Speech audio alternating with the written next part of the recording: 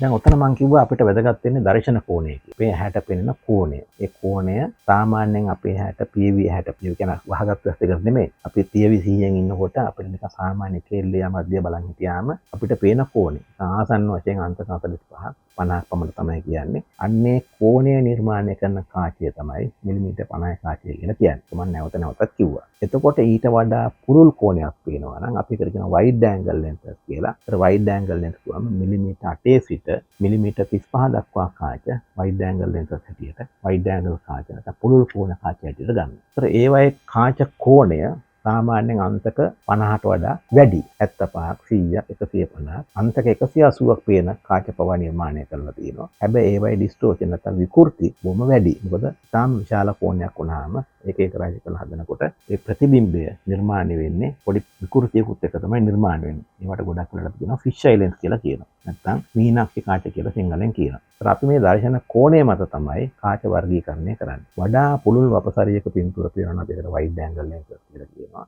සාමාන්‍ය සම්මතය අපිට standard lens එක කියලා කියනවා. ඊට වඩා දුර තියෙන අපිට ලං කරලා පෙන්වන ඒවට අපි ටෙලිෆොටෝ ලෙන්ස් කියලා කියනවා. ඒතර ඒවයි අන්තක 90ට වඩා වැඩි කාච 90 100 105 මේ එන්න කාච පුංචි වෙනවා. කෝණය පුංචි වෙනවා. 200 500 ගාම ඉතාලම චූටි කෝණයක් තමයි මේකට ගහණය වෙන්නේ. ඒ චූටි කෝණය ඇතුලේ අයිති වෙන රූප කෑල්ල සෙන්සරයකට විශාලනය කරලා පෙන්වුවාම අපි එක කියනවා අපි එක්කෝ ඒ තරම් දුරට අපි ගිහිල්ලා එක බැලුවා. එහෙම නැත්නම් තීන වස්තුව අපි එච්චරට ළඟට ගෙනාවා කියලා. සාමාන්‍ය වශයෙන් නිකන් හිතන්න මිලිමීටර් 50ක කාච කෝණයකට පේන රූපය වගේ 10 ගුණයක් විතර ලං කරලා තමයි මිලිමීටර් 500ක ලෙන්ස් එකක කාච කෝණය නිර්මාණය වෙලා තියෙන්නේ. මේ දල වශයෙන් මම කිව්වේ ඒක සම්මත අර්ථයක් නෙමෙයි. ඒ වගේ සරල ඔබට තේරුම් ගැනීම පහසු සඳහා තමයි මම එහෙම කියන්නේ.